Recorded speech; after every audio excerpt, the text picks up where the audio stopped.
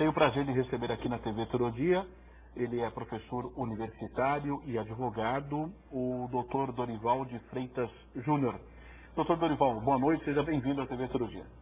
Boa noite, Keller, boa noite a todos os telespectadores.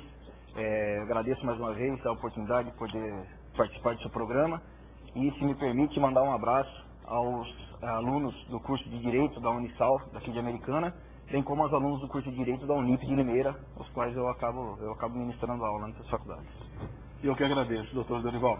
Doutor Dorival, nós temos a questão, né, que inclusive você já falou aqui à nossa comunidade, a respeito da embriaguez ao volante, mas surgiu mais um fato, né, o Superior, não Supremo, o Superior Tribunal de Justiça determinou a obrigatoriedade do uso do bafômetro. Somente o bafômetro poderá apontar se o condutor está embriagado ou não, ou se ele acabou ingerindo bebida alcoólica. O que muda nessa questão? Ou não é isso efetivamente?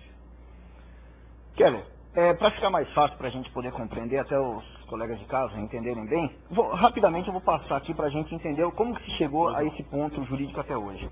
Até 1997, você dirigir embriagado era uma contravenção penal.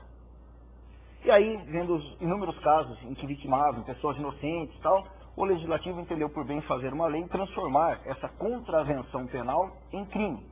Ou seja, subindo a danosidade social. Se o crime é uma danosidade social, eles entenderam que essa contravenção estava causando grande dano social, passou-se a ser crime em 97. E veio a nossa Lei 9503 de 97, que instituiu o nosso Código de Trânsito Brasileiro, o CTB.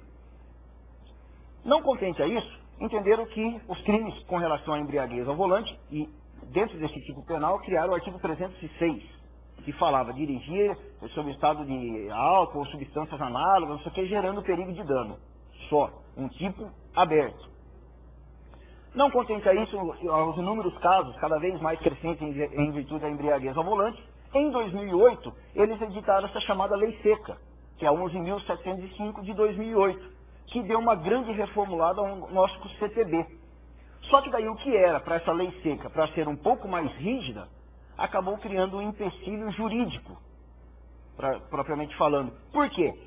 Porque eles acabaram estabelecendo e alterando o artigo 306, que falava única e simplesmente dirigir sob a influência de álcool ou de substâncias de efeitos análogos. Ou seja, eu não precisava provar quanto que você tinha no sangue para caracterizar a sua embriaguez. E eu poderia provar isso daí através de outros meios de prova, que não somente através do sangue ou do bafômetro. Mas, aí em 2008, com essa chamada Lei Seca, eles acabaram incluindo esses requisitos, não mais subjetivos, mas sim requisitos objetivos, ou seja, de 0,6 igual ou mais de álcool por litro de sangue, e depois, através do etilômetro, ou vulgarmente conhecido como bafômetro, de 0,3 a mais através do bafômetro. E isso criou um empecilho jurídico. Por quê? Como que eu posso, mesmo através de testemunhas, laudo clínico, ou até mesmo de filmagens, microfilmagens, pega lá posto de gasolina, o cara sai com uma cerveja, vai se arrastando até o carro, liga o carro e sai. E isso é uma prova. Mas como que eu posso provar que aquela pessoa que estava totalmente embriagada tinha mais que 0,6 de álcool no sangue? E esse é o grande problema. Quer dizer, então, você não consegue provar por um requisito objetivo através de testemunhas, através de laudos clínicos, odores, comportamentos, agressividade. Tudo bem, isso serve para caracterizar uma infração administrativa do artigo 165 do Código de Trânsito Brasileiro. E o STJ, o entendimento dele foi justamente isso aí. Ele falou, gente, até um ministro, o Macabu, ele fala o seguinte, se a norma é deficiente, a culpa não é do judiciário. Ou seja, nós não podemos jogar a responsabilidade para o Poder Judiciário e fazer uma interpretação extensiva dessa norma para querer aplicar e punir mais gravemente as pessoas que estão dirigindo embriagadas. Quem teria que mudar isso aí? O Legislativo, e não o Judiciário. Quer dizer, então, o grande problema, o STJ falou o seguinte, requisitos objetivos, ou sangue 0,6 ou mais por litro de sangue, ou 0,3 ou mais por litro de ar alveolar no pulmão. Agora, doutor Dorival, tem a questão, né, do uso, então, do bafômetro. E aquela questão, não só do nosso país, da nossa Constituição Federal, de outros países também, a respeito que o cidadão não pode e não deve produzir provas contra si mesmo? Keller, o Brasil, ele é signatário de um tratado internacional, o Pacto de São José da Costa Rica, e dentro desse tratado já tem um princípio a todas as pessoas que a proibição de a pessoa não é obrigada de se autoincriminar. E isso acabou gerando um princípio constitucional implícito aos cidadãos, dentro dos demais princípios que nós temos na Constituição Federal, da ampla defesa, do direito de permanecer calado, e esse daí de não produzir prova contra si mesmo, que é o chamado princípio do nemo tenetur se detegere, ou seja, ninguém é obrigado de produzir prova contra si mesmo. Então, se você me perguntar, é obrigatório a pessoa soprar o bafômetro? É obrigatório a pessoa doar sangue para fazer o exame, para comprovar que ela estava alcoolizada? Não. Quando a pessoa se recusa, o Código de Trânsito fala que automaticamente, se a pessoa se recusar, automaticamente ela vai ser incorrida no artigo 165, que trata da infração administrativa. Que é na questão civil, no caso? Seria a questão administrativa. Administrativamente ele pode ter a carteira também suspensa, aí até 12 meses e tal.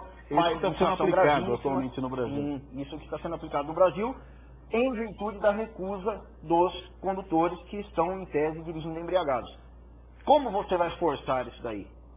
Nós temos que tomar cuidado que, às vezes, para não violar direitos constitucionais consagrados para as pessoas. Quer dizer, se nós temos esse pacto internacional que fala que ninguém é obrigado a produzir prova contra si mesmo, eles falam assim, não, que eles estão fazendo a mudança agora dessa lei que eu cheguei a ver um comentário, é que a pessoa que vai ter que provar que ela não está alcoolizada. Opa, peraí.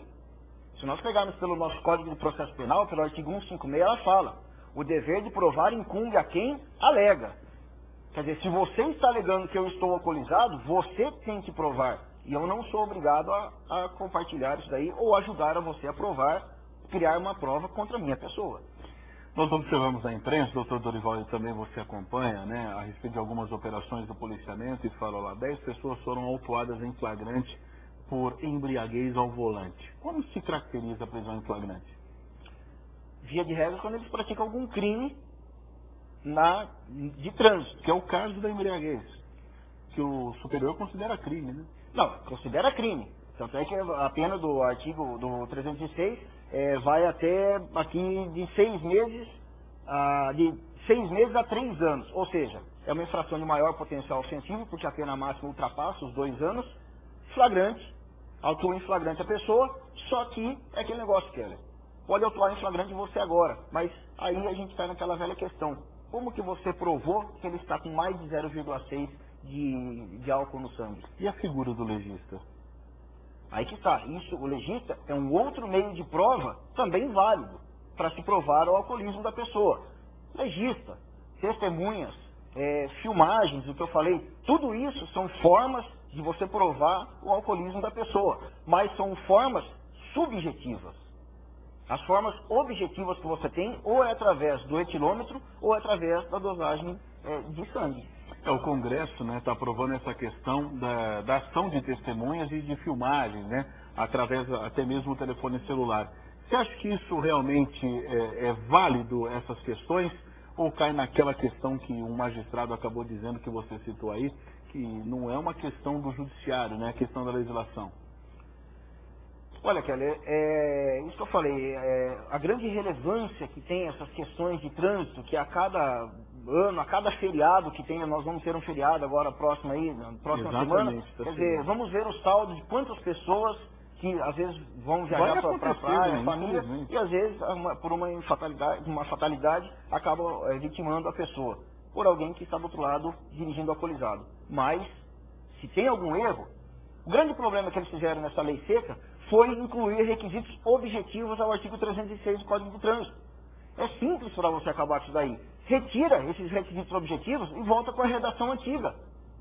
E lá era simples dirigir veículo automotor sob a influência sob a influência de álcool ou substâncias de efeitos análogos. Ou seja, eu poderia provar que você estava totalmente alcoolizado, mas eu não preciso provar quanto que você tem de álcool no sangue.